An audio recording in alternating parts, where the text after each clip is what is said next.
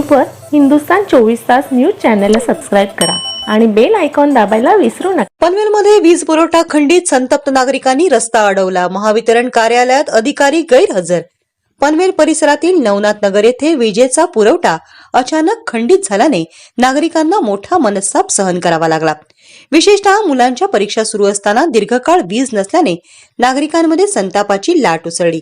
संतप्त नागरिकांनी महावितरणाच्या गलथान कारभाराविरोधात थेट पनवेल महावितरण कार्यालय गाठले असता तेथे अधिकारी आणि कर्मचारी गायब असल्याचे चित्र दिसले। तर उपस्थित कर्मचाऱ्यांनी नागरिकांना उडवाउडवीची उत्तरे देऊन वेळ मारून नेल्याने रोष अधिकच वाढला। इथे लाईट मग आमच्याकडे का नाही?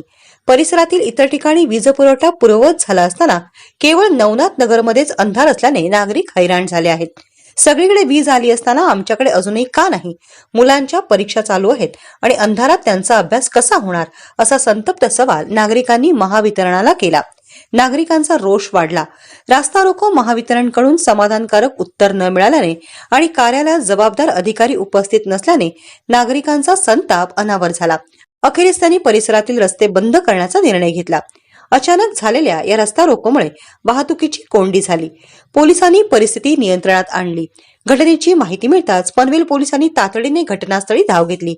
वरिष्ठ पोलीस निरीक्षक नितीन ठाकरे यांनी स्वतः उपस्थित राहून संतप्त नागरिकांशी संयमाने संभाषण केले आणि परिस्थिती नियंत्रणात आणली। त्यांच्या मध्यस्थीमुळे मोठा गैरप्रकार टळला। अडकून पडलेल्या वाहनांना ठाकरे यांनी नागरिकांशी बोलून वाट मोकळी करून दिली। या घटनेमुळे महावितरणाच्या कारभारावर मोठे प्रश्नचिन्ह निर्माण झाले असून नागरिकांनी संबंधित अधिकारी आणि कर्मचाऱ्यांवर कारवाई करण्याची मागणी केली आहे। यूट्यूबवर हिंदुस्तान 24 तास न्यूज चॅनलला सबस्क्राईब करा आणि बेल आयकॉन दाबायला विसरू नका।